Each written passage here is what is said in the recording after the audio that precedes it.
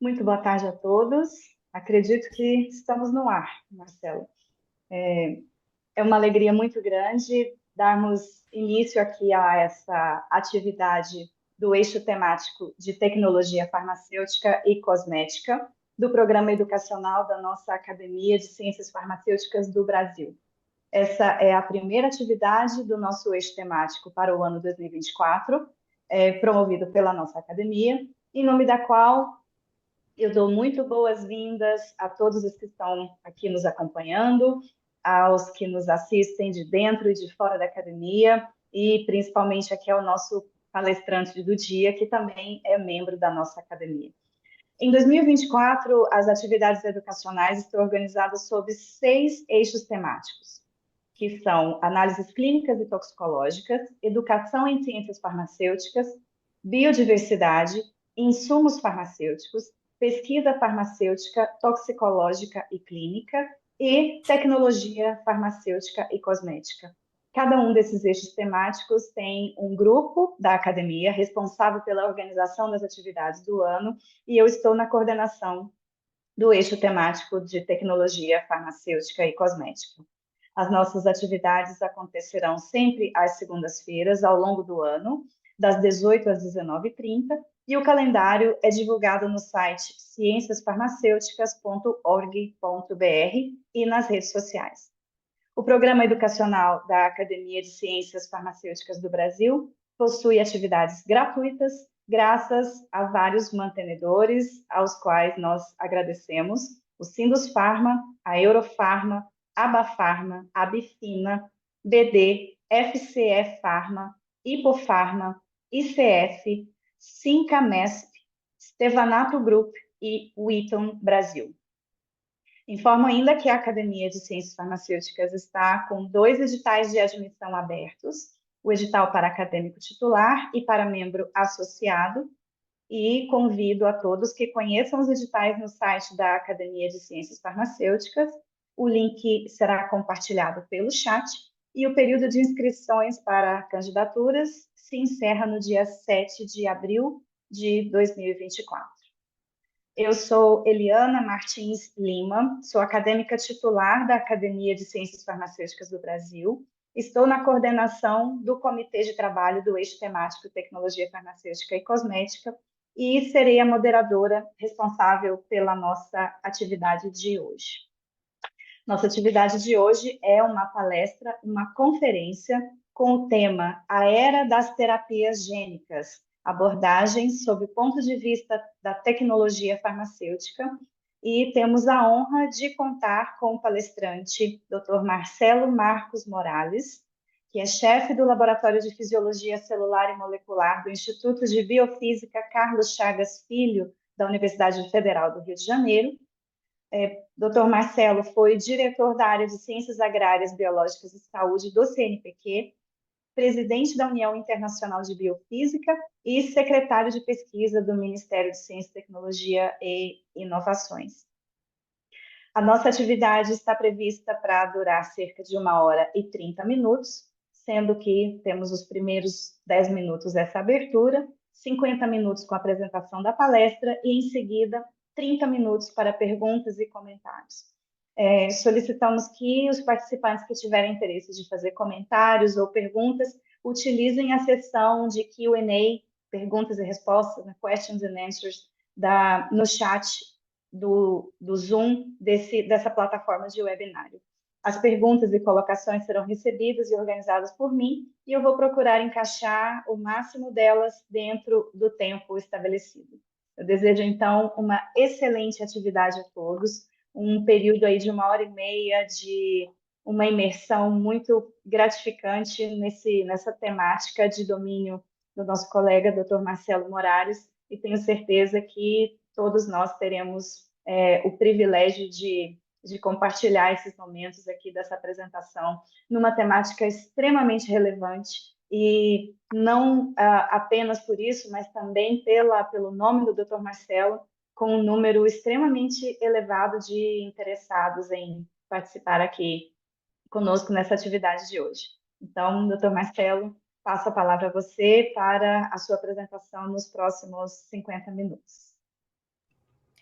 Muito obrigado a todos, né, que estão nos assistindo, a professora Eliana, nossa confreira na Academia Nacional de Ciências Farmacêuticas do Brasil.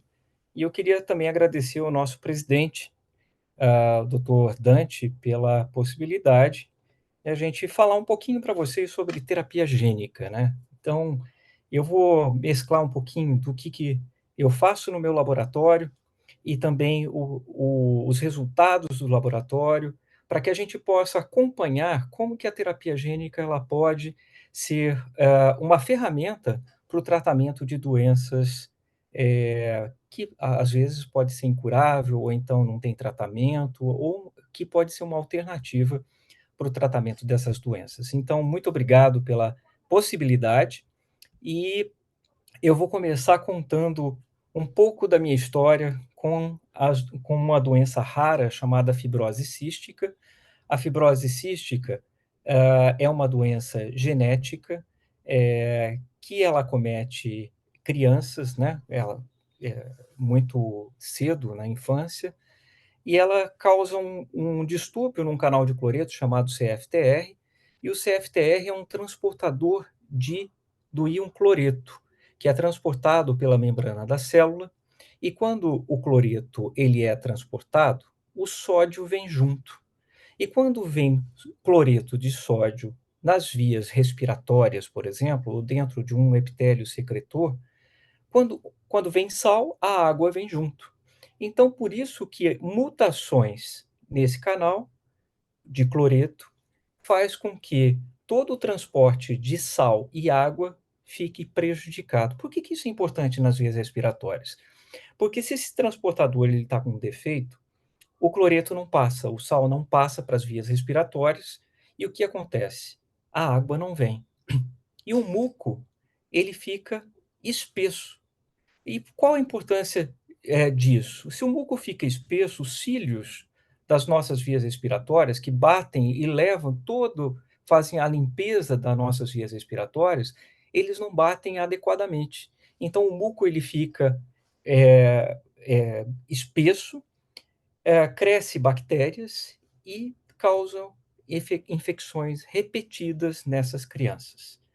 Bom, se causando fibrose pulmonar e uma série de acometimentos. E não é só o epitélio respiratório. Todos os epitélios secretores são acometidos na fibrose cística, uns mais, outros menos. Então, eu trabalhei com esse canal de cloreto, o CFTR, que vocês veem aqui embaixo. É um transportador de membrana que eu tive a oportunidade de descrever no rim a expressão dessa metade do canal, que é só expressa principalmente na medula renal. Talvez seja a causa pelo qual o rim não é acometido durante a fibrose cística. Vocês estão vendo que é uma mutação num canal que faz com que ele não funcione adequadamente. E um canalzinho de cloreto pode causar todo esse estrago.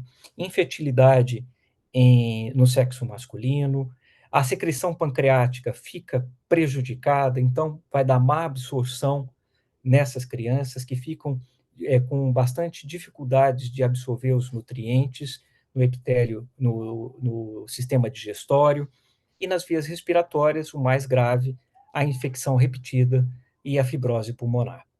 Então, como que a gente conseguiria reverter essa doença através da terapia gênica? Levando a expressão do canal de cloreto correto para dentro das vias respiratórias, das células epiteliais do pulmão desses indivíduos.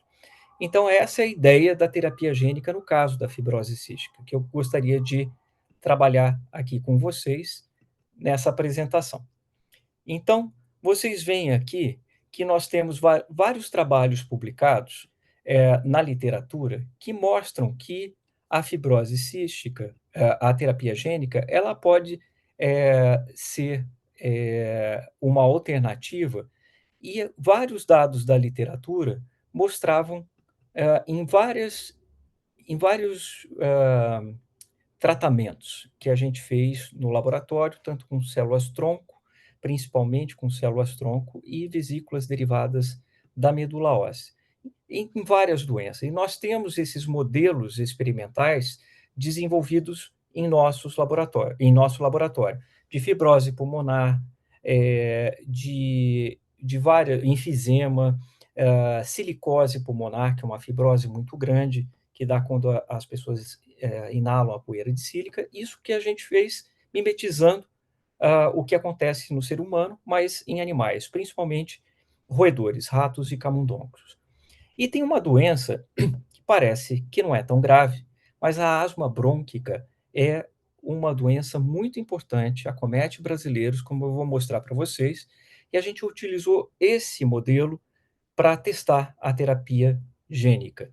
E eu vou trabalhar aqui junto com vocês, para vocês me seguirem, como que a gente fez isso, né? Então, os pontos principais dessa conferência que a gente vai tratar é as doenças pulmonares crônicas, principalmente a asma brônquica.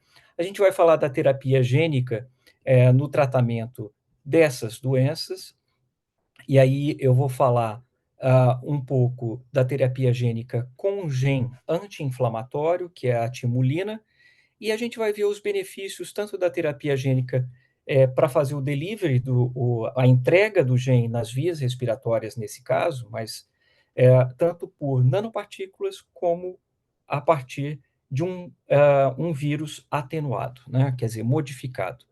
E a gente vai ver os efeitos para essa terapia. Então, vamos lá. Vamos partir para o modelo de asma crônica, né? E como que a gente pode trabalhar com esse modelo. Nós temos, como eu falei, a asma crônica como um modelo bastante importante de acometimento pulmonar. Vocês veem aqui que nós temos um acometimento na asma, vocês veem o acometimento de toda a via aérea, que tem uma grande inflamação, uma constricção das vias respiratórias, tanto pela inflamação, mas pela própria broncoconstricção, até o músculo liso ele se contrai, fazendo com que o ar não passe adequadamente. Então, são vários fatores: fibrose, inflamação e também a resposta através da contração. E esse tem um delayzinho aqui, mas eu vou passar aqui todos. Vocês veem aqui que nós temos acometimento bastante importante de várias formas. Nós temos o acometimento das vias respiratórias, tanto com espessamento da membrana basal, subepitelial, uma hipertrofia e a hiperplasia dos músculos lisos, a fibrose subepitelial, e também a hipertrofia de células mucosas. Então, a gente tem um espessamento da membrana basal subepitelial, uma hipertrofia e hiperplasia de músculo liso.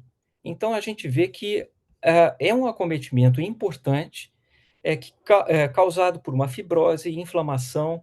Então, é bastante complexo e não é só uma constricção muscular, como às vezes a gente pode pensar. E a gente tem o acometimento de várias formas. E eu queria compartilhar com vocês que as doenças pulmonares crônicas, no caso da asma brônquica, nós temos aí como sintomas dificuldade de respirar, falta de ar, respiração curta e rápida, tosse noturna, um chiado na respiração e um aperto no peito. E nós temos vários desencadeadores que podem fazer com que a asma ela seja desencadeada nesses indivíduos. Chegamos aqui, tem um delayzinho aqui, então vamos lá. Nós temos os desencadeadores como bebidas, comidas, pelo de animais, estresse, poeira, ácaro, poluição, cigarro e até mesmo o acometimento genético. Nós temos uma prevalência importante nos Estados Unidos e em outros países. A prevalência nos Estados Unidos está por volta de 20% da população é acometida na fibrose cística, com a asma, nos Estados Unidos, 7% dos americanos, desculpa, são acometidos pela asma, cerca de 7 ou 8%. E as despesas variam por volta de 60 milhões de reais. E aí nós temos o acometimento pela asma, que pode chegar, no caso do Brasil, a cerca de 20 milhões de brasileiros. E a asma é uma doença importante, portanto, no caso do Brasil, que pode atingir aí cerca de 20 milhões de brasileiros, sendo a quarta causa de internação hospitalar e é responsável pela morte de aproximadamente 2.000 pessoas por ano no país, e por isso é um problema de saúde pública e econômico, gerando aí custo elevado para o Sistema Único de Saúde do país, além de causar vários problemas de absentismo e queda da produtividade de trabalhadores, que causam um prejuízo econômico bastante importante, e isso, do ponto de vista econômico, também tem que ser levado em consideração. Então, como que é desencadeado o processo, só para vocês entenderem, o processo da asma? Então, não consegui passar ainda. Pronto. Então, nessa figura, ela resume bem o processo inflamatório típico da asma alérgica. Primeiro, o indivíduo ele é exposto ao alérgeno, né? E as células apresentadoras de antígeno, elas capturam essa partícula, esse alérgeno, né, que nós chamamos que foi inalado, e apresenta para os linfócitos T virgens nos linfonodos. E essa apresentação induz uma diferenciação dessas células em linfócitos TH2, que expressam diversas citocinas inflamatórias, IL-4, IL-13, interleucina 5, enfim, todas elas envolvidas no recrutamento de mastócitos, macrófagos e produção de IgE pelos linfócitos B, e esses indivíduos ficam sensibilizados. Então, numa nova exposição ao mesmo alérgeno, os indivíduos que foram previamente sensibilizados, ele induz uma ligação na superfície dessas células e resultando uma liberação de histamina, leucotrienos, prostaglandinas e citocinas que vão promover o aumento da permeabilidade vascular, proliferação e a proliferação de células inflamatórias, contração da musculatura lisa e, por conseguinte, a produção de muco, que caracteriza toda essa fase tardia aí, de resposta à asma. E aí vocês veem que tem uma grande quantidade de quimiocinas inflamatórias, os eosinófilos também, macrófagos e todas as células inflamatórias, caracterizando um processo cíclico aí de produção de citocinas pró-inflamatórias, quimiocinas, espécies reativas de oxigênio que vão contribuir para que a inflamação crônica ela seja perpetuada. E aí o tecido ele tenta reparar esse dano que está tendo no tecido e acaba aí promovendo o processo de remodelamento com a deposição de colágeno e aí a fibrose no tecido pulmonar. Então, no próximo slide, se eu conseguir passar aqui.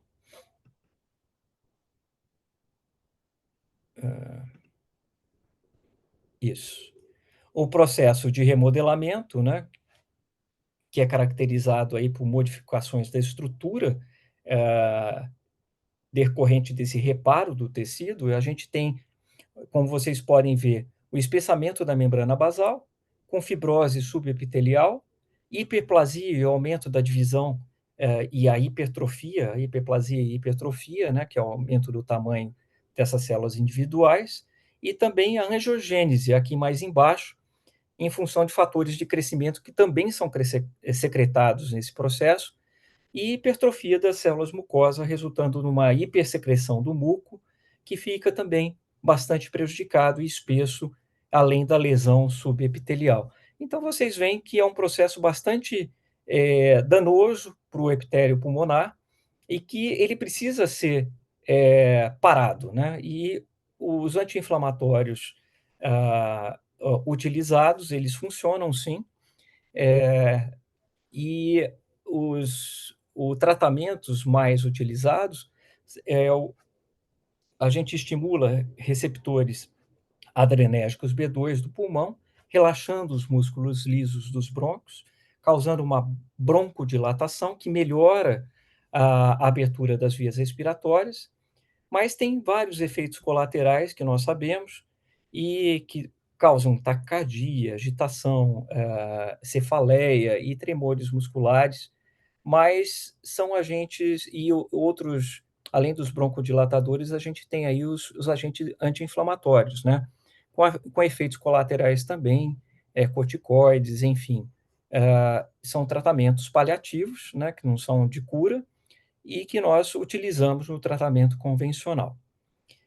Agora, vocês veem que aqui a gente começa a entrar no trabalho propriamente dito. A gente tem, aqui no laboratório, a gente fez uma estimativa de um gene que a gente trabalhava, que é a timulina, como uma nova estratégia de tratamento, e ele afeta a timulina, é um gene, é um nonapeptídeo, que é extraído da glândula timo, né? E ele tem um poder fantástico. Por exemplo, ele controla a interleucina 6, que é uma citocina pró-inflamatória, o TNF-alfa, que é uma citocina pró-inflamatória também, crucial na resposta inflamatória aguda, que induz uma série de cascata de sinalização para a inflamação. A interleucina 10, que também é uma citocina anti-inflamatória, também ela faz o estímulo da interleucina 10, de pequinases, né? E quando a timulina estimula essas quinases, causa uma resposta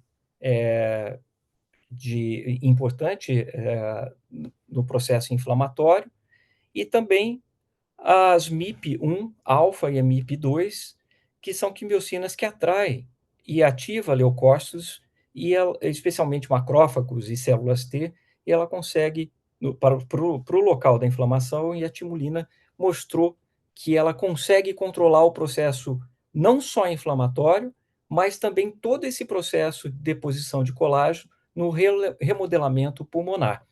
Então, nos acendeu uma luz. Poxa, em alguns modelos, usando esse nonapeptídeo, a proteína, nós conseguimos, alguns autores conseguiram isso. Por que não podemos utilizar esse gene para fazer a terapia gênica, utilizando esse gene anti-inflamatório, né? Foi isso que nós pensamos ao utilizar esse gene anti-inflamatório na tentativa de trazer algum benefício para, no caso, né, a gente fez em modelos animais, mas para chegar ao paciente propriamente dito, como a gente viu, morrem no Brasil por causa da asma de difícil controle, que não responde aos medicamentos, quase 2.000 pessoas. Então, é uma doença importante, além dos prejuízos que eu já falei.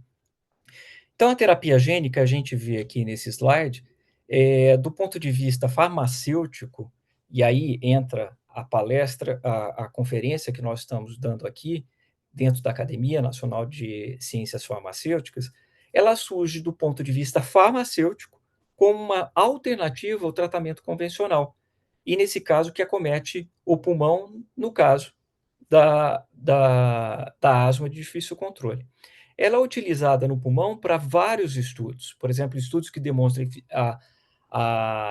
que mostraram a eficiência da terapia gênica no tratamento da deficiência da alfa-1 antitripsina. Na fibrose cística, que eu falei para vocês, que eu trabalho com fibrose cística desde 1992, com terapia gênica, comecei na Johns Hopkins, e outras lesões pulmonares bastante importantes no processo inflamatório. Então, por que não usar esse tipo de terapia para fazer a tentativa nos nossos modelos experimentais que nós estamos utilizando no laboratório para o tratamento? Mas antes de falar disso, eu queria passar com vocês sobre a terapia gênica. Então, a terapia gênica, ela designa aí todos os procedimentos que utilizam um material genético, a definição dela, né, modificando as células-alvo. Então, eu posso introduzir o gene diretamente, e aí a gente chama de transferência in vivo, né, ou in vitro. Então, a gente pode tirar as células dos pacientes, tratar essas células com a terapia gênica e devolver essas células modificadas para o paciente. É o caso do tratamento do câncer com células CAR-T. Então, a gente pega as células de defesa desse paciente, modifica, coloca um receptor de reconhecimento das células cancerígenas, devolve essas células de defesa para o paciente. Estou sendo bem didático aqui para não falar os detalhes da CAR-T cells, que não é o foco, né? E elas atacam o câncer, diminuindo ou eliminando as células cancerígenas, porque essas células tratadas têm o poder de reconhecer principalmente as células do câncer. Ou a gente pode pegar a terapia gênica e injetar no próprio paciente. No caso das vias respiratórias, é muito fácil injetar no paciente, porque a gente faz um spray nas vias respiratórias, chega ao pulmão e o gene consegue entrar nas células respiratórias, mas não é tão fácil assim. Tem todo um problema que a gente tem que decifrar para conseguir com que o gene consiga chegar nas células respiratórias. E é isso que a gente vai ver aqui. Mas eu queria colocar para vocês que a gente pode ter aí a possibilidade do tratamento in vitro, tratando as células e levando para o paciente as células tratadas, ou injetando o gene de várias formas através da terapia gênica, diretamente em vivo. Então, eu queria tratar aqui com vocês agora, também falando da terapia gênica, os tipos de vetores. Se eu pego o plasmídio, que é o DNA circular, injeto nas vias respiratórias, muito pouco provável que ele seja entregue para as células respiratórias.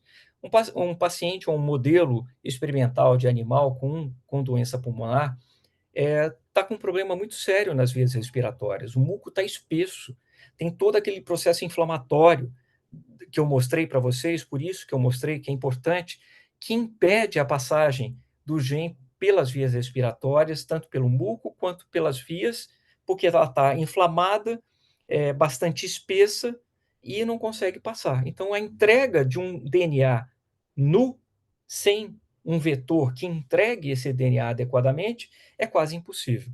E nós temos dois tipos de vetores que são mais utilizados na terapia gênica: o vetor viral e o vetor não viral. O vetor viral, nós temos vários tipos de vírus que são atenuados, modificados, para que ele não replique dentro das células, e nós utilizamos no nosso laboratório o vírus adenovírus associado.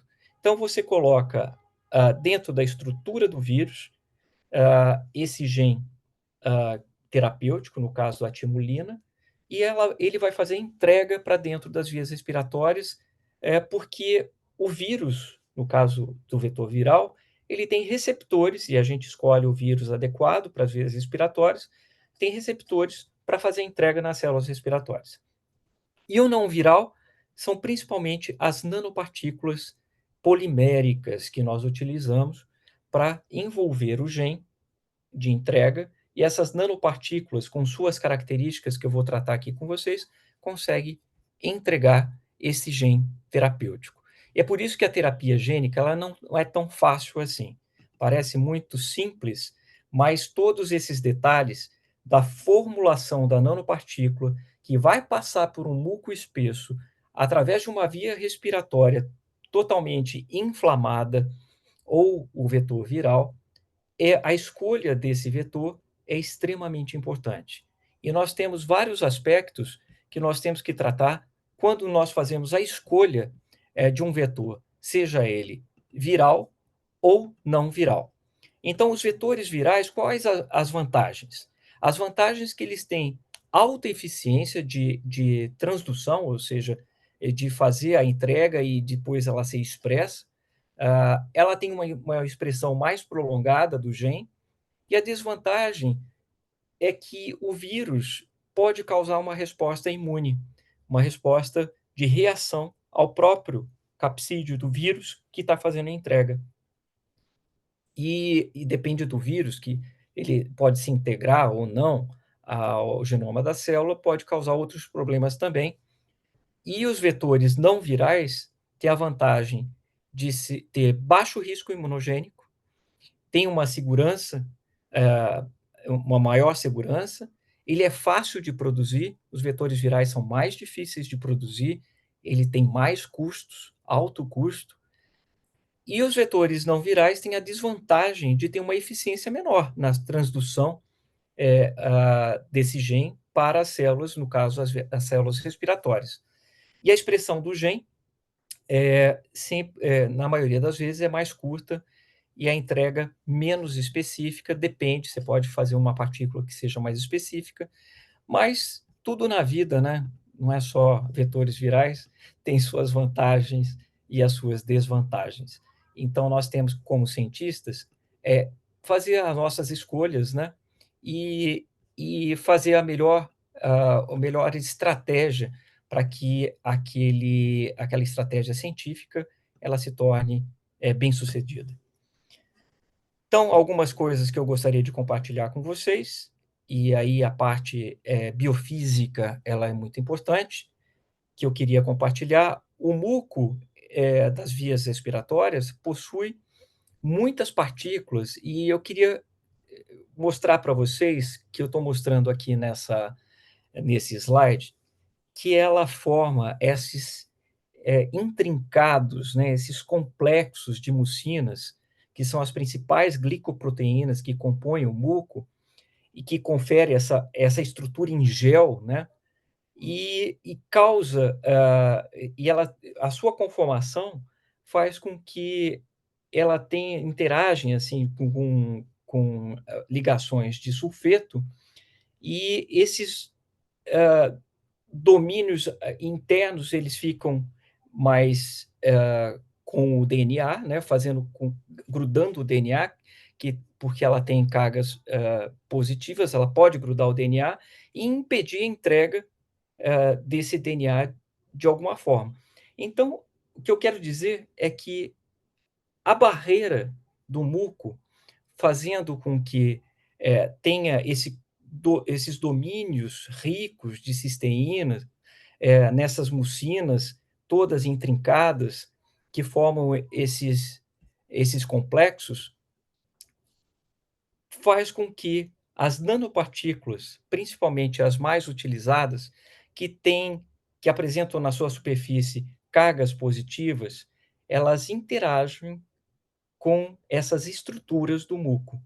E se ele é um muco muito espesso, essa quantidade está muito aumentada, a passagem dessas nanopartículas vai estar prejudicada.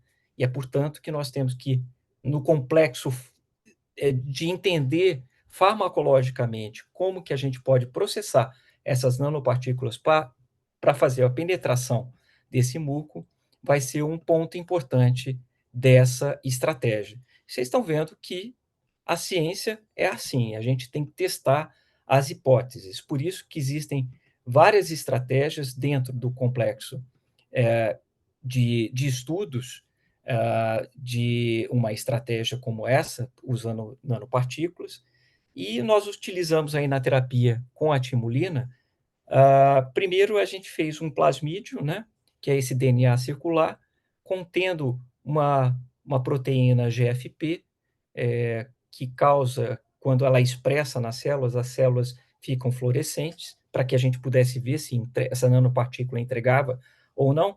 E olha só que interessante nesse gráfico que vocês veem aqui. Essas primeiras barras são de animais controle, que não têm asma, né? Não é modelo de asma. E vocês veem aqui que os animais que não têm asma têm uma expressão que tiveram entrega da nanopartícula com o plasmídio DNA, tiveram alta expressão. Os mesmos animais que tiveram entrega, mas eles são asmáticos, e eu vou falar como que a gente fez isso, tem uma entrega muito diminuída, mas tem. As nanopartículas conseguiram entregar. Mas vocês veem aqui a diminuição da expressão dessa nanopartícula nesses animais. E eu vou mostrar para vocês como que isso aconteceu. Deixa eu ver. Está aparecendo um monte de coisa aqui. Marcelo, só me desculpa um minutinho. Nós estamos com um delay bem grande agora. Ainda estamos no slide que você apresentou a estrutura da timolina. Ah, tá certo. Então vamos lá. Então, qual o modelo que nós fizemos? A gente fez o modelo, utilizou o modelo de asma brônquica, colocando o controle e o animal que nós chamamos de ova, que a gente sensibilizou com ovo-albumina, injetando no peritônio desse animal, dia sim, dia não, várias injeções, como vocês podem ver aqui embaixo. Então, 1, 2, 3, 4, 5, 6, 7. Dia sim, dia não, a gente fazia 7 injeções, né? Então, esses animais foram sensibilizados com essa proteína do ovo na intraperitoneal. No dia 21, nós fizemos o tratamento dessa nanopartícula, que é um poli-L-lisina com polietileno glicol ligado à cisteína, que é uma nanopartícula que engloba o DNA, porque ela tem carga, e consegue fazer com que o DNA fique dentro dela. Isso a gente conseguiu fazer para ser o motivo da entrega desse DNA nas vias respiratórias. E depois desse tratamento, nós desafiamos o animal com ovoalbumina nas vias respiratórias. E quando a gente injeta nesse modelo a ovoalbumina nas vias respiratórias, o animal desenvolve a asma. Então a gente fez esse modelo para impedir que esse animal tivesse asma. Então a gente testou essa hipótese utilizando a nanopartícula com a timulina, essa nanopartícula, polilisina com polietileno glicol ligado à cisteína, e fizemos essa entrega. E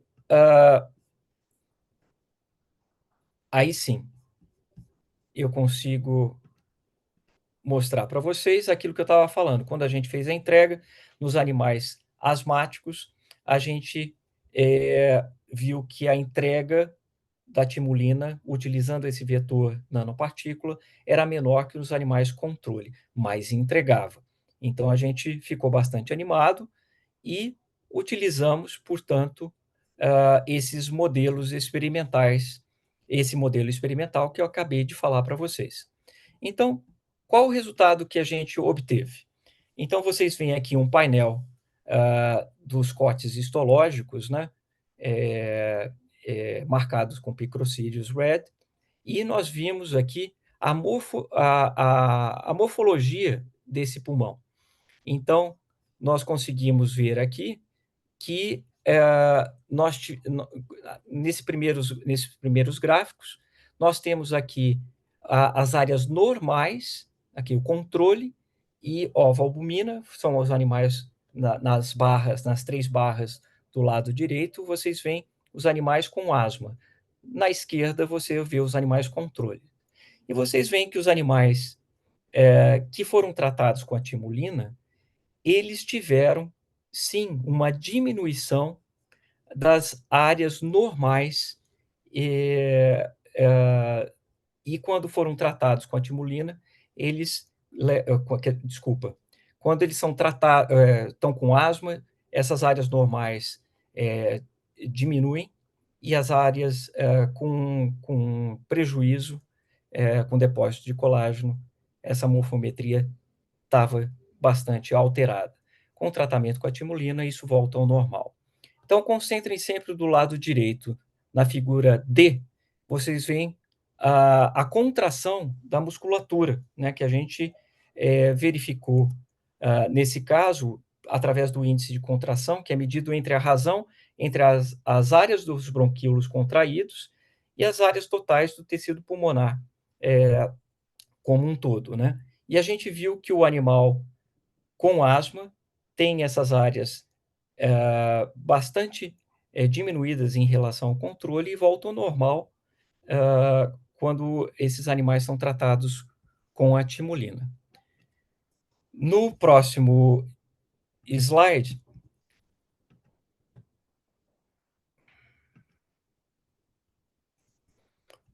vocês veem várias citocinas inflamatórias, e aí eu gostaria de mostrar nos gráficos de cima, você vê a deposição de colágeno depositada nas vias respiratórias, bastante aumentada nos animais que estão com asma. Isso está muito diminuído nos animais que foram tratados, a deposição de colágeno nas vias aéreas, e os animais que foram tratados só com plasmídio, que é a barra em preto, não teve o mesmo tratamento. Então, vocês veem que a nanopartícula foi extremamente importante para entregar o gene e fazer essa reversão da deposição de colágeno nesse caso. No septo alveolar, a mesma coisa, a deposição de colágeno, das fibras colágeno, você vê que o animal asmático tem essa deposição bastante aumentada, quando tratado com a timulina, diminuído, e os animais que foram só tratados têm diferença estatística, mas quando tratado só com plasmídio, não foi tão eficiente. A mesma coisa com TGF-beta, que está diminuído, bastante aumentado, né, em relação aos controles, quando os animais estão asmáticos, diminuído quando os animais são tratados com a nanopartícula, com o gene da timulina, portanto, a timulina está fazendo o seu efeito, e quando só o plasmídio foi dado, TGF-beta teve aí uma diminuição também. Alguma entrega houve com o plasmídio nu, sem a nanopartícula. O VEGF também envolvido, como eu mostrei para vocês, na expressão aumentada, que causa essa proliferação vascular, também diminuído nos animais que foram tratados com a timulina, e os animais que foram tratados somente com plasmídio não teve essa diminuição vista quando foram vistos somente com o plasmídio, né? Bom, e seguindo adiante, eu vou mostrar uma série de citocinas inflamatórias, anti-inflamatórias, e aqui vocês veem, nesse caso, deixa eu ver se eu consigo passar agora.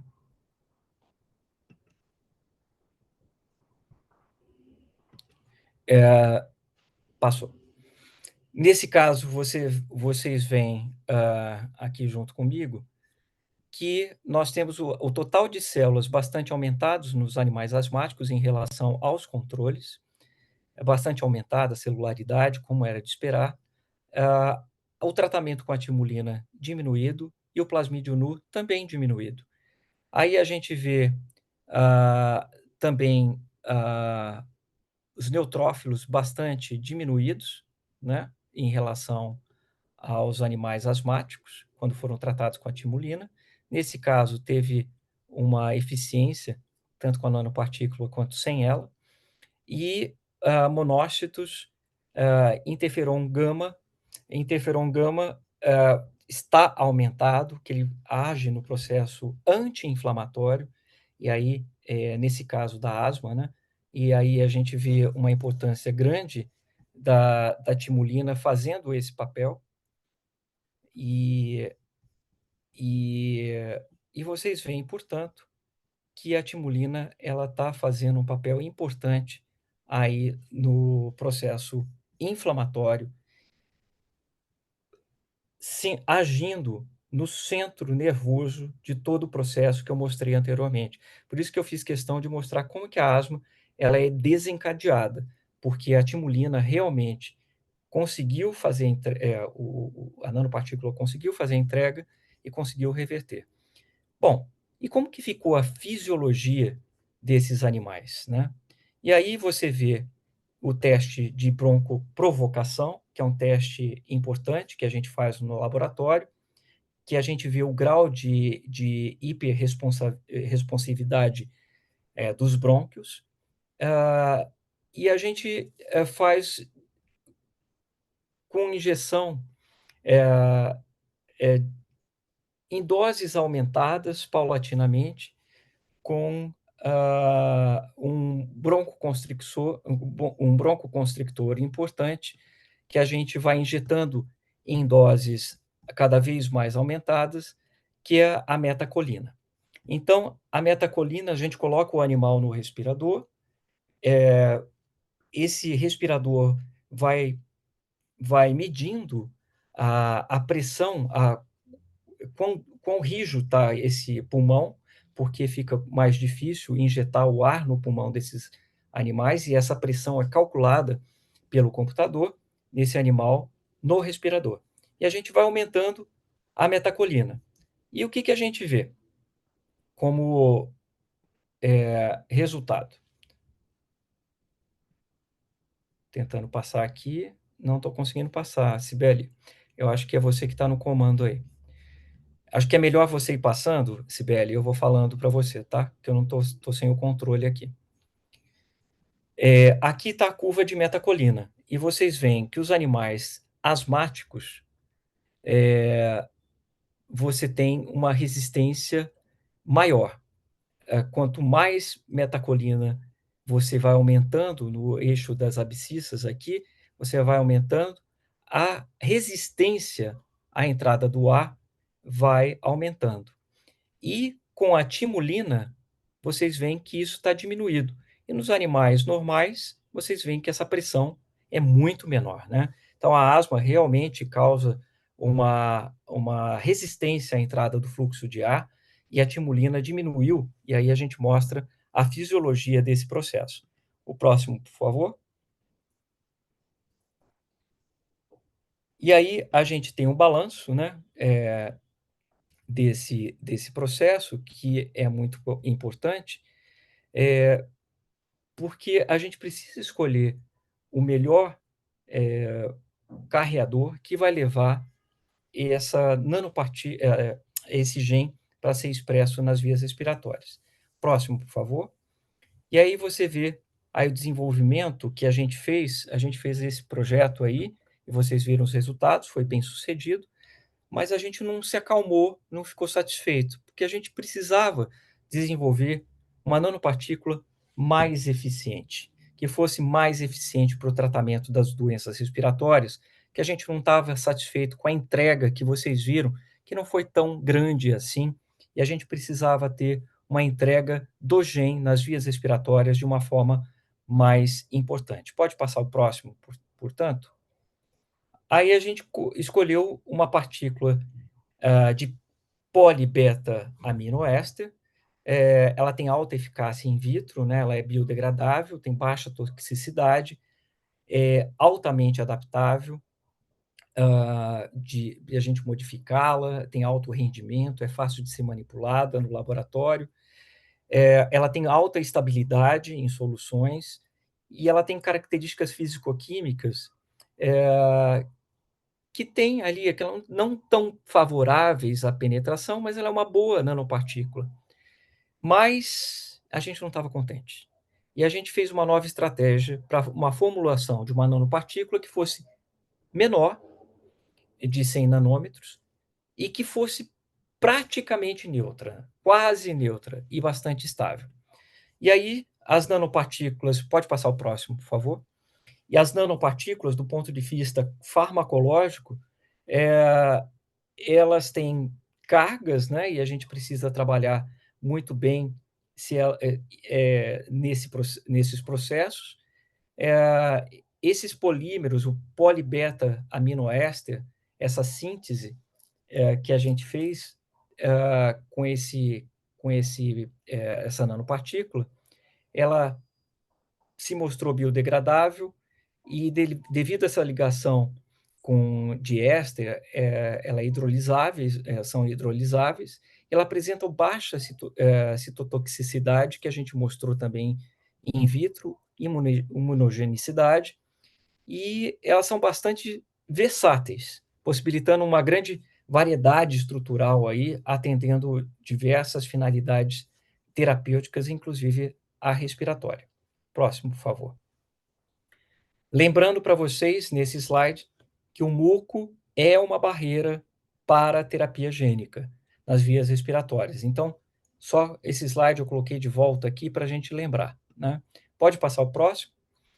Então, a gente desenvolveu essa partícula mucopenetrante, que é um polímero polibeta-aminoéster, basicamente, que eles são construídos a partir de ligações de monômeros de acrilato e amina, e formando esse esqueleto central aí que vocês podem ver, e que possibilita aí colocar que a gente chama de pegilação, uma estrutura que faz com que ela fique mais estável, e todo esse complexo, pode passar o próximo, por favor?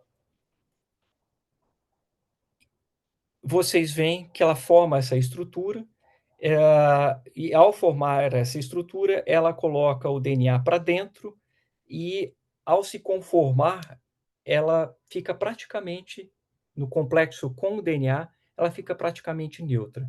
Então, a formação de nanopartículas com o plasmídio ele é adicionado à reação, interage eletrostaticamente com polibeta-aminoéster e resulta uma formação de uma nanopartícula que tem, no caso aí que a gente formulou, né, com esse revestimento de polietileno glicol, e que esses polietileno glicóis ficam do lado de fora. Então, reveste essa nanopartícula, atribuindo uma superfície praticamente neutra e hidrofílica a ela, né? E causa uma proteção na interação com aquelas mucinas que eu mostrei anteriormente, por isso eu fiz questão de mostrar anteriormente. Então, do ponto de vista farmacológico, essas nanopartículas que nós desenvolvemos, junto em cooperação com a Johns Hopkins, nós formulamos uma partícula mucopenetrante. O próximo, por favor. E que culminou nessa publicação no Proceedings National Academy of Science, que a gente utilizou essa partícula mucopenetrante. A Adriana, nossa pós-doc, teve à frente desse projeto. O próximo, por favor. E aí vocês veem na figura A, que na figura A e na figura B, você vê as estruturas, né? E você vê, desculpa, na figura A. Na figura B, você vê a estabilidade não só da mucopenetrante, que fica bastante estável ao longo do tempo, mas em comparação com outras nanopartículas que não são estáveis em água à temperatura ambiente. E vocês veem aqui que durante todo o tempo a mucopenetrante ficou estável. Por isso a gente fez o estudo dessas nanopartículas, né? Em C, a gente pegou o lavado broncoalveolar de pacientes com fibrose cística, em C e em D, e você vê que as partículas que nós desenvolvemos, mucopenetrantes, elas conseguem se movimentar mais no muco de pacientes com fibrose cística, que é um muco bastante espesso, em comparação com outras partículas. Pode passar o próximo, por favor? E aí vocês veem, em relação à expressão, e aí você vê por microscopia, a expressão das partículas nanopenetrantes, que é essa do quarto quadro, polibeta-aminoéster, MPP. Vocês veem que acende mais, né? Tem uma expressão maior do gene reporter, que é, no caso, o GFP, para que a gente possa ver se entregou ou não essas nanopartículas e quem entregou melhor. E nós vimos que, nesse caso, no modelo experimental de asma, a entrega foi maior com a nanopartícula mucopenetrante que nós desenvolvemos. Próximo, por favor. E aí nós vemos aí o total de células, e vocês veem que algumas nanopartículas causam um problema muito grande no pulmão desses animais. Por exemplo, essa nanopartícula com polietilenamina, que é a PEI, vocês veem que existe uma inflamação muito grande, e a mucopenetrante não. E aí a gente foi testando essa nanopartícula para ver essas características da nanopartícula que fizesse uma entrega melhor. Então, vocês veem que a terapia gênica não é fácil assim, vai lá, entrega o gene e acabou e está tudo certo. Não. Existe uma pesquisa básica importante para que a gente tenha um produto que seja relevante. Então, vocês veem aí, pode passar o próximo, nessa publicação que a gente utilizou essa partícula mucopenetrante, que é a timulina, como terapia gênica. E nós tivemos essa publicação na Science Advance, mostrando que essa nanopartícula teve um resultado bastante importante no modelo de asma. Pode passar o próximo. E o objetivo, portanto, foi desenvolver e testar a eficácia da segurança de uma nova plataforma para a produção de nanopartículas biodegradáveis para a entrega de DNA plasmidial da timulina em vivo. Pode passar o próximo. E aqui vocês veem, portanto, o modelo experimental. Só que tem um detalhe. Vocês lembram que a gente injetou a ovoalbumina para sensibilizar no peritônio dos animais, e vocês veem aqui nos primeiros dias. Depois, nós desafiamos os animais injetando a ovoalbumina nas vias respiratórias. Então, aqui, antes no peritônio. A gente fez a sensibilização.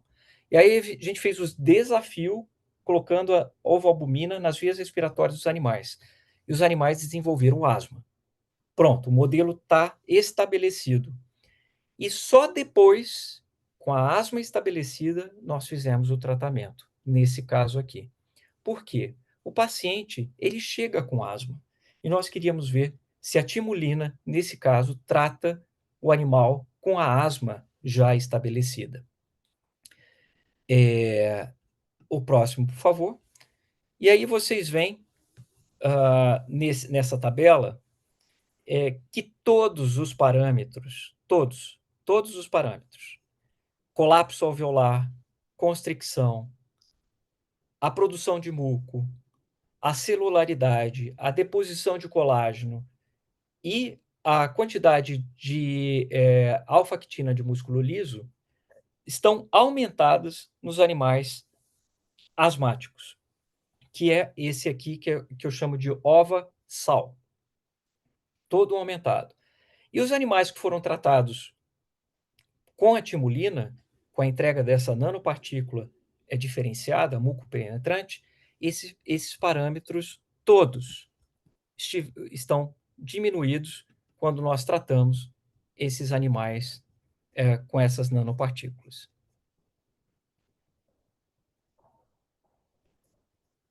Deixa eu ver que slide que você está. E você vai ver a quantificação também de recrutamento de quimiocinas. Deixa eu ver se estou no slide correto. Interleucina 4, aumentada nos animais com asma, e você diminuído quando o animal é tratado com a timulina. No segundo aqui, a interleucina 13, inflamatória também, diminuída quando os animais são tratados. Olha, asmático aumentado, diminuído. E os parâmetros VEGF e TGF-beta, importantes no recrutamento, no caso TGF-beta, no recrutamento de células inflamatórias, e o VEGF na proliferação vascular, também diminuídos quando foram tratados com a timulina. Próximo, por favor.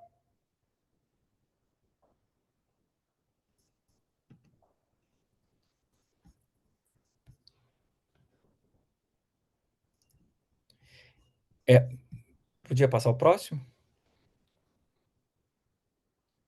E aí, nós temos a curva de metacolina, né? Você vê os animais controle, em vermelho, os animais que foram colocados no respirador, e a gente mede a pressão, aumentando a quantidade, a pressão do fluxo para injetar o fluxo de ar dentro do pulmão dos animais, no respirador, com quantidades crescentes de metacolina, que faz a constricção. Vocês veem que os animais controle, os animais com asma, têm uma, uma, uma obstrução muito maior, uma resistência ao fluxo de ar bastante aumentada, que isso é diminuído quando os animais foram tratados com a timulina. E vocês veem aqui uma diminuição bastante significativa, né? Próximo, por favor. Então, a conclusão que nós chegamos, que o uso de nanopartículas, a gente precisa estudar muito. Depende do tecido que você vai entregar, é uma dificuldade. Talvez a estratégia de fazer a entrega direta através das vias respiratórias, no caso do pulmão, a gente conseguiu uma nanopartícula que seja mucopenetrante. Ela é eficiente na entrega de gene no pulmão, e a gente vê que o processo todo de desenvolvimento para que a gente chegue num bom veículo para fazer a entrega do gene é extremamente importante. Caso contrário, a eficiência do tratamento pode ficar prejudicada. E a terapia gênica com gene da timulina, entregue por essa nanopartícula mucopenetrante, pode ser uma alternativa para o tratamento da asma, principalmente a asma grave. Então, a gente vê que pode continuar no outro. E a gente vê e conclui que as nanopartículas, nesse caso, foram eficientes. E qual o processo agora? Nós fizemos todos os estudos em animais.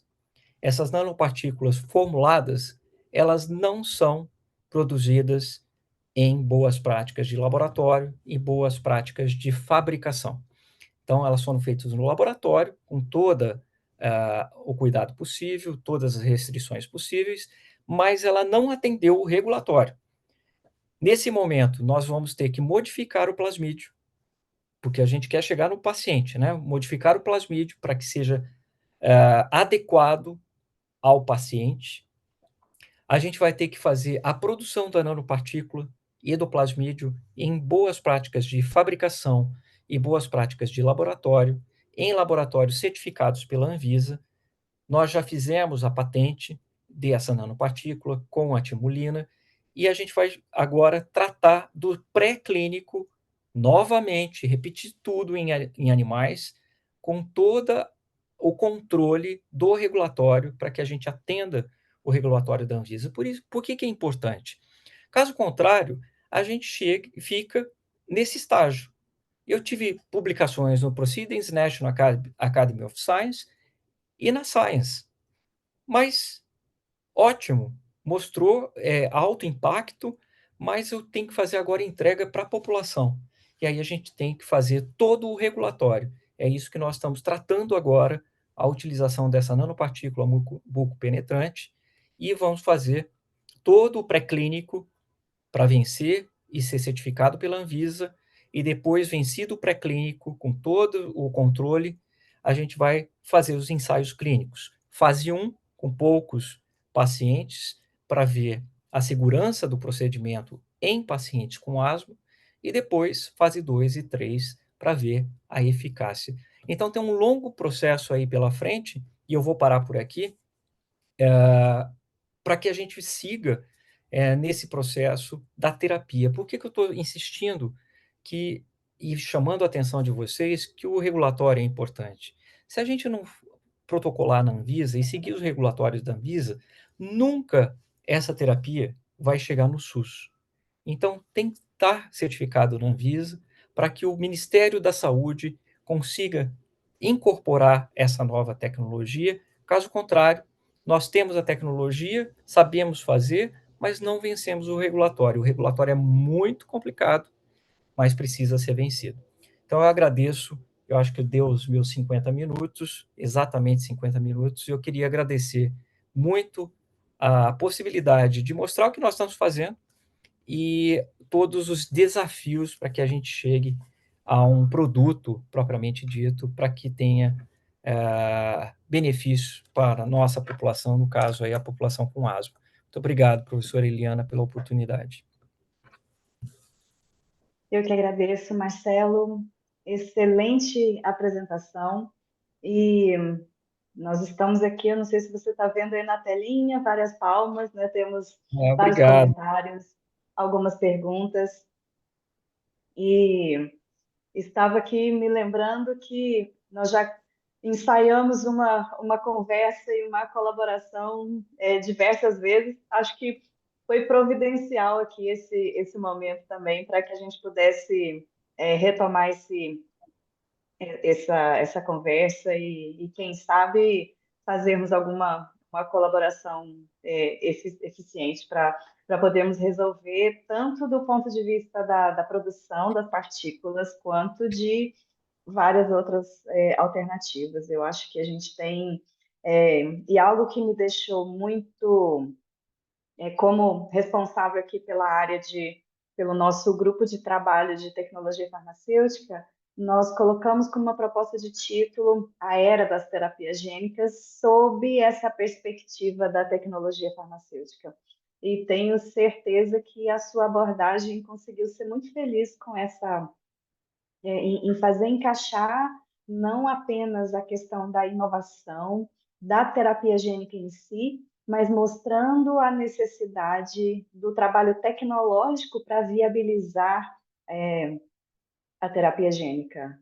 Você falou muito bem, eu acho que isso, a maior parte das pessoas que tem um pouquinho de vivência, experiência de leitura no tema de terapia gênica, sabe que muito do sucesso, ou praticamente todo o sucesso dessas terapias depende do delivery, né, do sistema, do tipo de mecanismo que vai transportar ou o plasmídio ou o nucleotídeo até o seu alvo de ação para que ele dê conta de fazer a sua atividade. Caso contrário, estamos aí repletos de nucleases e outras enzimas e outros tipos de barreiras biológicas que foram feitas exatamente para não deixar que o nosso maquinário genético seja, é, vamos dizer assim, sequestrado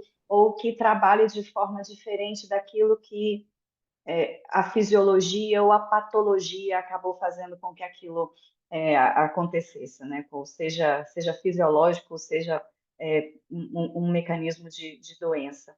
Então, muito interessante, fico muito feliz que você tenha dado essa abordagem, mostrando aí a relevância do aspecto tecnológico e ainda com um destaque para a relevância de que a gente, desde o início das nossas atividades de pesquisa, tenhamos o cuidado com o olhar daquilo que precisa ser feito para atender os requisitos regulatórios, para que a gente consiga sair do laboratório das prateleiras com artigos muito bem posicionados, mas que a gente precisa levar isso lá para frente, né? Então, queria dar aqui esse destaque e reforçar o quanto foi positiva aqui a sua palestra. Então, vamos passar um pouquinho aqui, responder um pouco as perguntas que os nossos participantes estão comentando e perguntando acerca do tema que você nos apresentou. Já uma das primeiras perguntas, a Thalita Nunes diz o seguinte: ela pergunta se CRISPR-Cas9 pode usar plasmídio, adenovírus ou nanopartículas poliméricas. Acho que a gente consegue juntar também. E o Miguel, logo em seguida, pergunta se seria possível fazer um vetor bacteriano. Juntar essas duas aqui que estão com enfoque nos Eu não vetores, entendi nos a segunda marcadores. pergunta. Se seria possível fazer um vetor bacteriano. Certo. Porque você mostrou os virais, não virais, ele está perguntando se bacteriano seria possível. Olha, para as vias respiratórias, como eu mostrei para vocês, as vias respiratórias, elas são muito sensíveis, assim como o nosso organismo ele vai reagir a qualquer patógeno, né? Então, até os vetores virais, eles possuem capsídio, né? Então, que causa uma reação no caso das vias respiratórias e também de outros tecidos. Então, a gente evita esses agentes terem alguma imunogenicidade. Então, a gente procura o vírus mais, no caso, né, o vírus mais compatível, que seja menos imunogênico. Nós utilizamos o adenovírus associado, porque ele não causa doença em humanos, né? Então, ele precisa de um outro vírus para se reproduzir, para se multiplicar.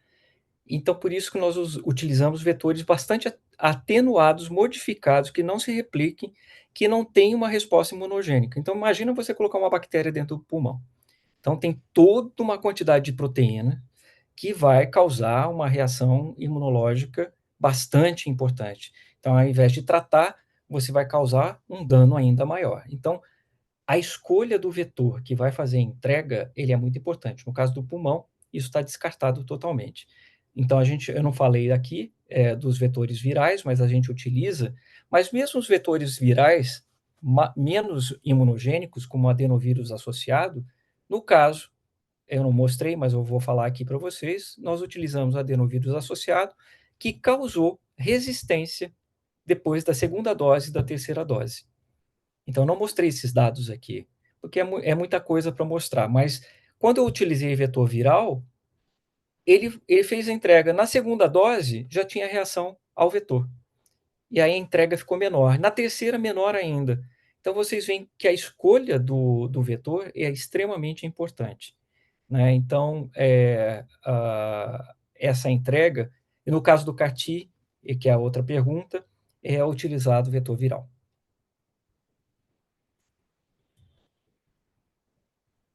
Ótimo, obrigada, Marcelo.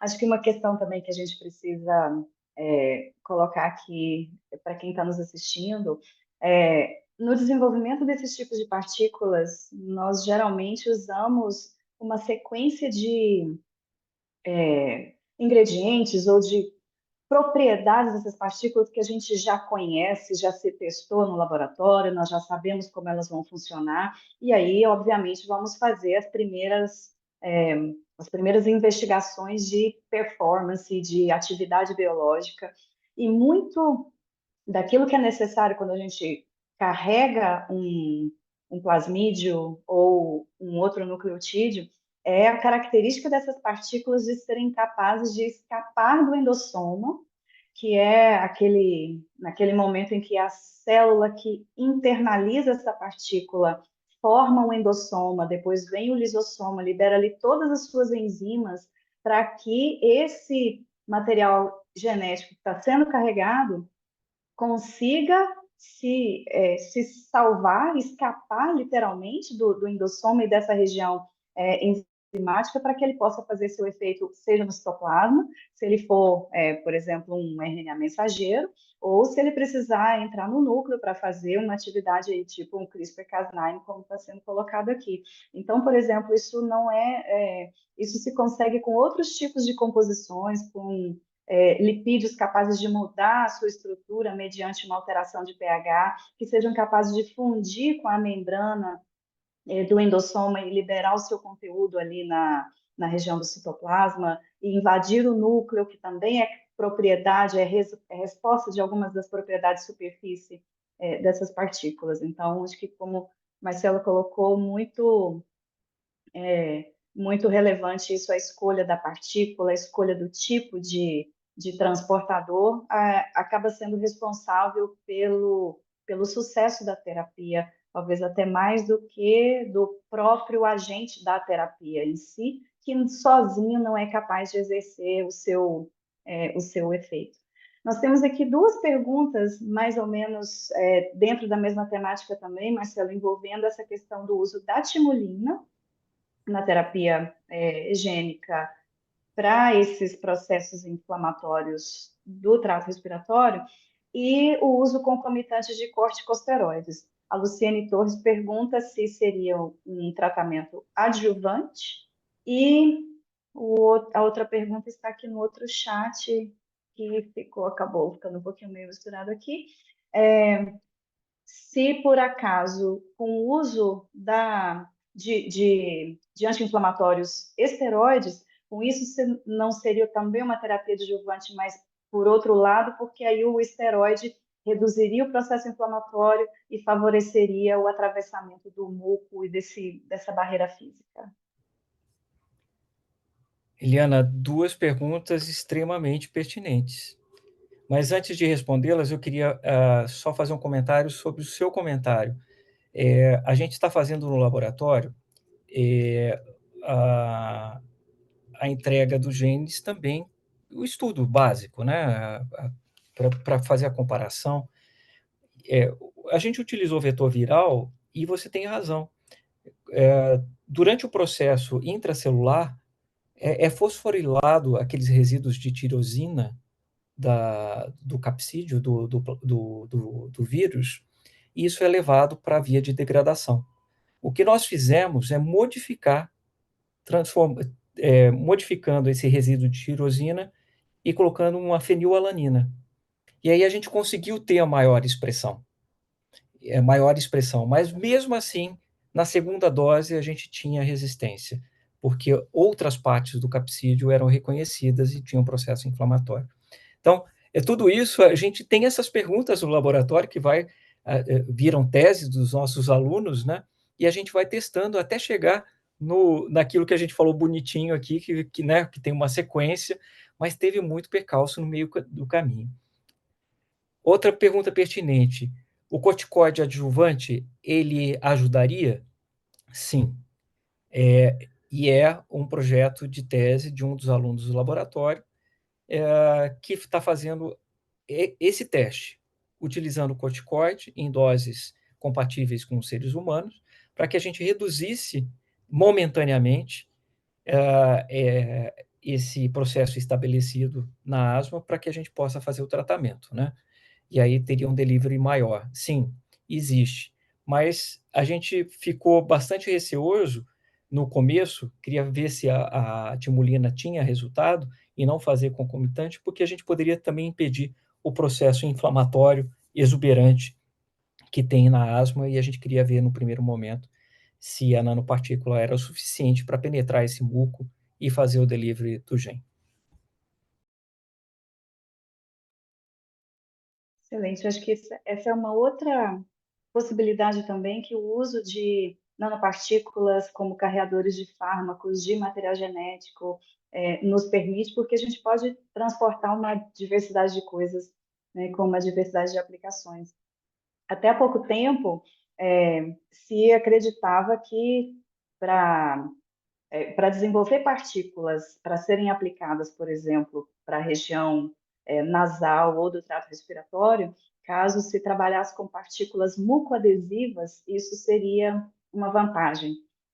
E foi exatamente os trabalhos do Justin, lá de Johns Hopkins, que surgiu com esse desenvolvimento de partículas mucopenetrantes, que trouxe toda um novo entendimento sobre isso, porque o muco é uma barreira de proteção e ele é eliminado constantemente pelo clearance ciliar, né, pelo clearance mucociliar. Então, uma partícula que fique totalmente aderida no muco, as chances dela chegar até o epitélio e fazer a tarefa que ela tem que fazer são muito pequenas. Então, a partícula tem que conseguir atravessar o muco para chegar até a célula epitelial e aí conseguir fazer a entrega do material que ela está carregando. Então, e também aqui no laboratório, estou com um aluno defendendo na semana que vem, e o que ele fez foi um trabalho de equilibrar mucoadesividade com mucopenetração, para que a gente conseguisse ter um acesso maior ainda ao epitélio do trato respiratório, e a gente tem resultados bastante interessantes com isso, porque também uma partícula extremamente mucopenetrante, que é lotada de polietilenglicol na superfície, ela tem um pouco mais de dificuldade de interagir com a célula epitelial. Então, se a gente equilibra ali algumas forças iônicas, principalmente, carga e material de superfície, a gente pode conseguir resultados mais interessantes aí também com usando essas modificações de superfície com a química e a interação biológica desses materiais.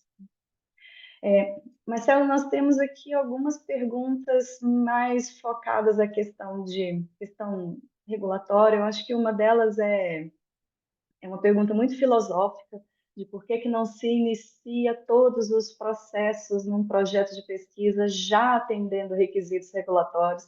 A gente não conseguiria fazer ciência, né, se os nossos laboratórios não fossem uma bagunça, Olha, pelo menos nos primeiros estágios. Eliana, primeiro, fazer o procedimento com todo o regulatório é caro, é muito caro. Uhum, Então a gente não teria nem a prova de conceito, né, que eu mostrei aqui são exato. provas de conceito, né. Agora, se deu certo, a gente vai agora para o regulatório. Se a gente fizer tudo no regulatório, é caríssimo, e aí a gente não conseguiria fazer pesquisa no Brasil ou em qualquer lugar do mundo, né, porque primeiro a gente faz a Uhum. prova de conceito, e nós somos muito bons em fazer isso, nós somos o 14º colocado no mundo em fazer, Produção trabalhos científica. né. É. Agora estamos em 53º em inovação, que é a entrega para a população do produto do conhecimento que nós geramos, né.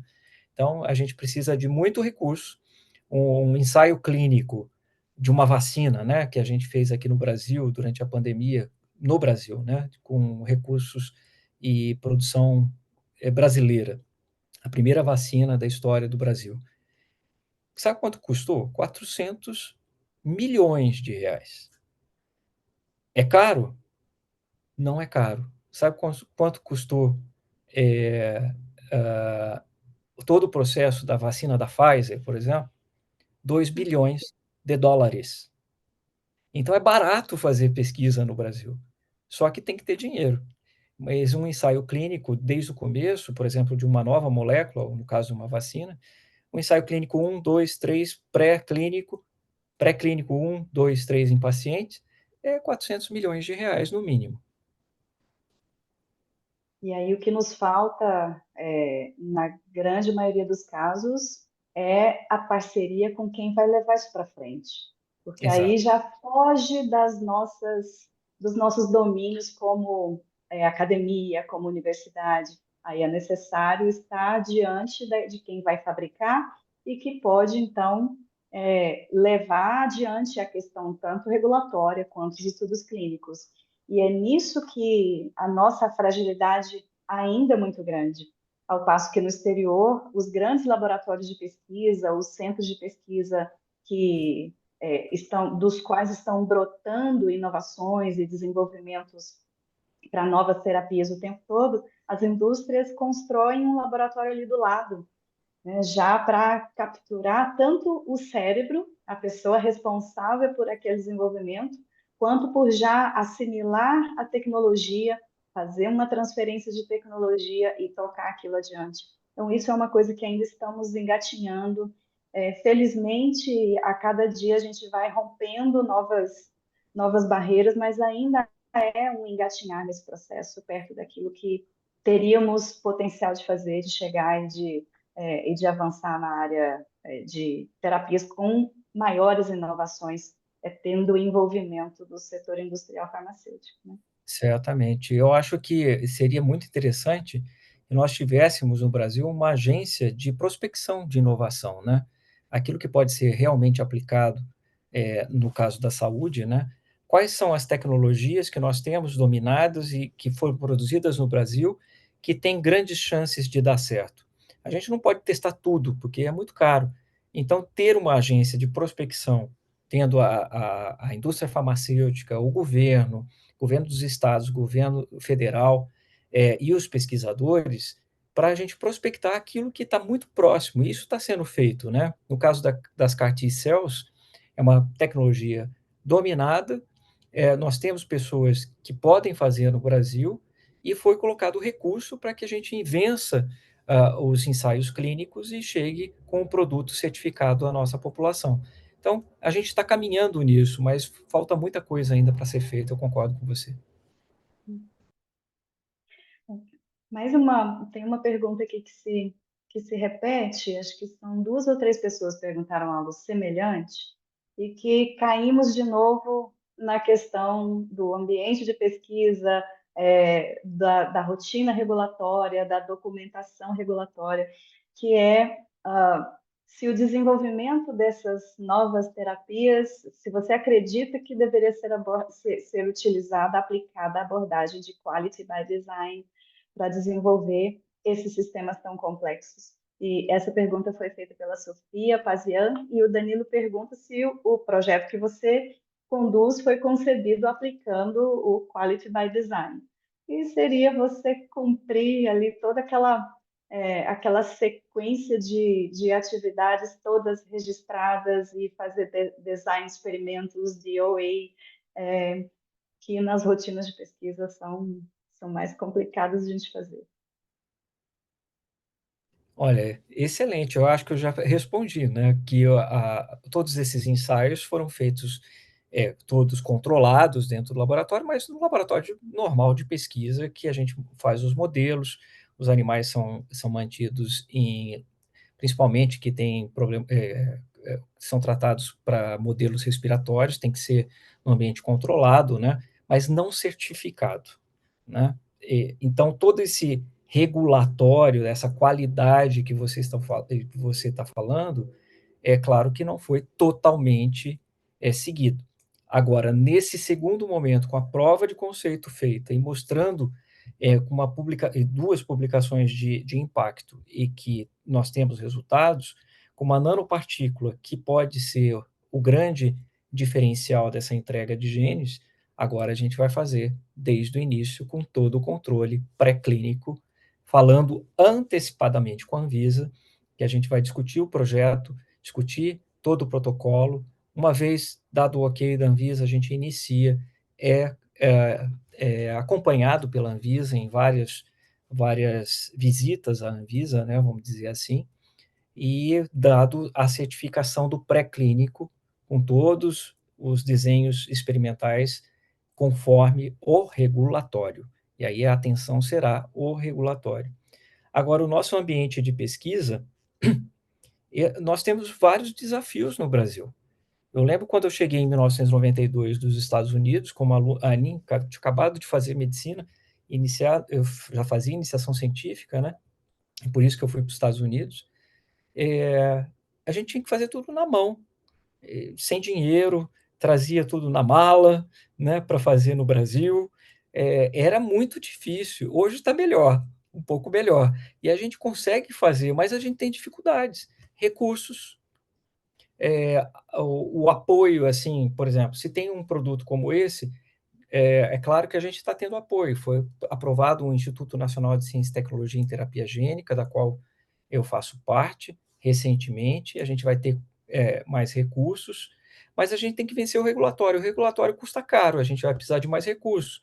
A gente precisa de bolsistas. A bolsa, por mais que tenha aumentado, ainda ela é ridícula, vamos dizer assim, vai. Não é atrativa para os nossos pesquisadores. Nós precisamos ter um ambiente mais propício para o desenvolvimento científico e tecnológico do Brasil. Um professor universitário do top de linha, titular, com anos de experiência, 30, 40 anos de experiência, recebe líquido 11 a 14 mil reais. Então, nós temos que melhorar esse ambiente de pesquisa no Brasil para que isso seja realmente atrativo, e ganhar dinheiro não é pecado. Então, os pesquisadores precisam também ter seus salários ajustados, os nossos pós-graduandos ter um ambiente de pesquisa favorável, nós temos que ter recursos para fazer um ambiente que a gente possa fazer a produção em boas práticas em laboratório. Aonde que eu vou fazer essas nanopartículas em boas práticas? A gente está conversando aqui com a professora Eliana, a gente está conversando com outros pesquisadores, mas tem muito a ser feito no Brasil. E esse desafio é que nos dá o gás para melhorar. Tanto como vocês viram que eu fui vice-presidente do CNPq, diretor do CNPq, fui secretário de pesquisa, e a gente tem atuado para melhorar, mas falta muito para ser feito ainda, e tem muito a ser melhorado ainda. Excelente, Marcelo. Eu estou aqui tentando me dividir entre o chat e perguntas e respostas, que as pessoas estão colocando nos dois lugares, mas eu acho que, bom, já até passamos um pouquinho do nosso horário, mas tem uma pergunta bastante ampla e que eu acho que seria uma. Consigo reunir, juntar ela aqui com uma com a outra, para que a gente possa fechar esse momento aqui, esse evento, com uma palavra um pouquinho mais aberta e que mostre um pouco mais as perspectivas da terapia gênica, que é uma pergunta colocada aqui pela Rizeli, de modo geral, quais as limitações da terapia gênica e que preocupações se precisariam ter quanto a possíveis efeitos colaterais é, no uso clínico. Então, assim, um foco um pouquinho mais de aplicação, de desempenho disso, eu acho que foi muito bom, assim, nós colocamos um pouquinho aqui de tempero de uma abordagem política, institucional, o que é sempre muito bom e nos dá essa perspectiva de o que temos que fazer, nas portas de quem temos que bater para viabilizar tudo isso, né? Então, acho que podemos, encaminhando para caminhando para o encerramento aqui da nossa atividade, se você puder falar um pouquinho sobre essas limitações, porque eu acho que em termos de perspectiva são quase infinitas e talvez daqui a muito pouco tempo aquilo que hoje nós entendemos por medicamentos sejam coisas totalmente diferentes do que temos hoje. Liana, essas perguntas são muito pertinentes, porque eu me lembro que em 1992, quando eu estava na Johns Hopkins, ainda como aluno de iniciação científica, estava ainda na graduação, e eu tive essa oportunidade de ficar lá, quando eu descobri aquele gene que eu mostrei logo no início, era para ficar 6 meses aprendendo biologia molecular, fiquei 2 anos para caracterizar o gene.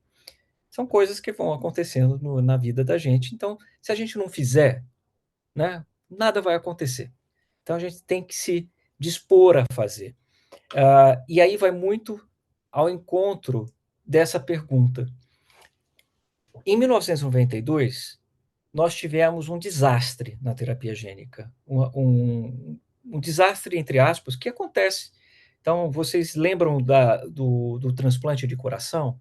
O paciente morreu logo depois, mas ficou algum tempo vivo no primeiro transplante de coração, eu lembro muito bem disso. Uh, no primeiro xenotransplante recente, transplante de rins, de um paciente que foi, acho que foi de rim ou de coração, foi de coração, eu acho, de órgão de porco modificado para um ser humano, também esse paciente ficou algumas horas vivo. E depois a gente vai aprimorando. O paciente ia morrer, fez o transplante, a gente viu que conseguiu ficar vivo. Então, são essas tentativas que a ciência ela lança a mão para que a gente consiga fazer com que os procedimentos evoluam. No caso da terapia gênica, em 92, um paciente morreu numa terapia como essa, monogênica, para fazer a substituição de gene, um gene da fibrose cística, e isso voltou tudo para trás. Então, houve uma paralisação da terapia gênica, um aprofundamento dos estudos básicos. Então, a comunidade científica ficou reticente durante vários anos. E não foram 1, 2, 3, foram décadas. E, de repente, nós vimos aí as vacinas de DNA e de RNA sendo utilizadas. Eu não quero dizer que as vacinas são terapias, não. As vacinas são vacinas. Mas utilizam os mecanismos da terapia gênica para fazer a produção do antígeno para que o nosso corpo responda. E elas se mostraram altamente seguras. E isso tem que ficar bastante frisado, e foi uma tentativa. E nós fizemos esse experimento mundial, vamos dizer assim, e deu certo. Então, milhares de pessoas estavam morrendo.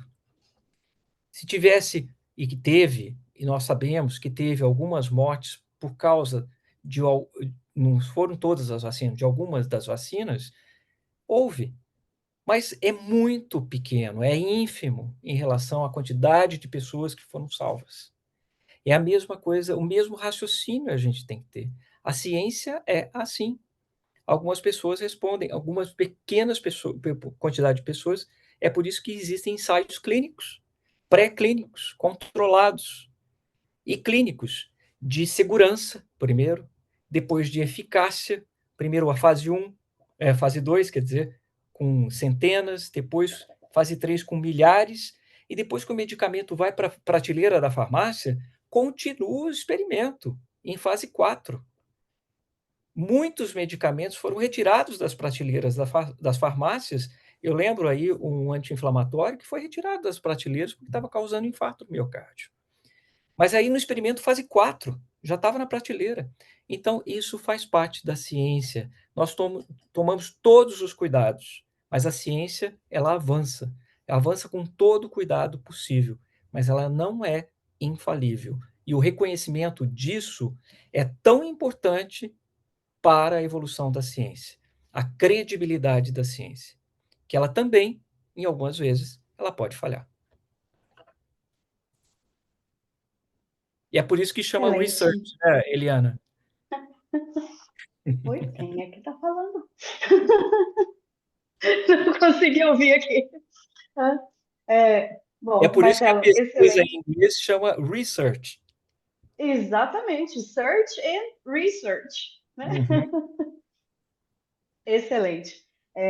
Bom, eu acho que como primeira atividade aqui do nosso eixo de tecnologia farmacêutica e cosmética, não poderíamos ter esperado uma atividade melhor, com mais envolvimento. Nós estamos aqui ainda com dezenas de pessoas participando, Marcelo, e muitos comentários de agradecimento e de elogios a esse momento tão bacana que você compartilhou com a gente. Aí, anos de uma linha de pesquisa extremamente desafiadora, consolidada, com resultados extraordinários e com enormes perspectivas de continuidade, né? E continuidade com as suas aplicações e uso clínico. Então, desejo muito sucesso e gostaria de te agradecer muitíssimo mais uma vez pela sua disposição e disponibilidade de passar conosco aqui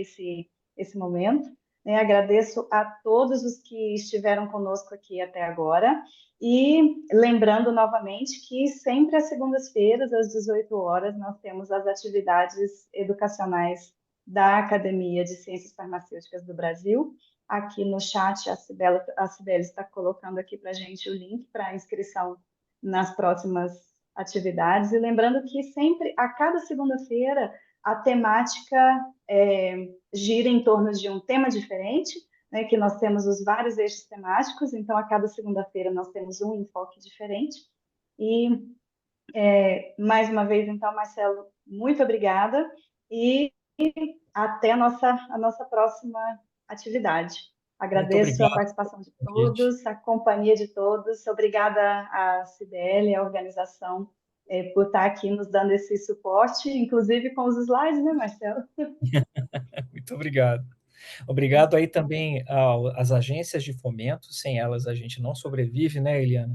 E aos nossos Uhum. colaboradores, tanto no Brasil quanto no exterior, que a gente não faz nada sozinho. E obrigado pela audiência e pelas mensagens aqui que estou vendo muito positivas, e é o nosso papel também propagar o conhecimento, as nossas experiências, para que a gente avance sempre juntos. Obrigado. Exatamente. Então, muito obrigada mais uma vez e encerramos por aqui a nossa atividade de hoje. Um grande abraço e até a próxima.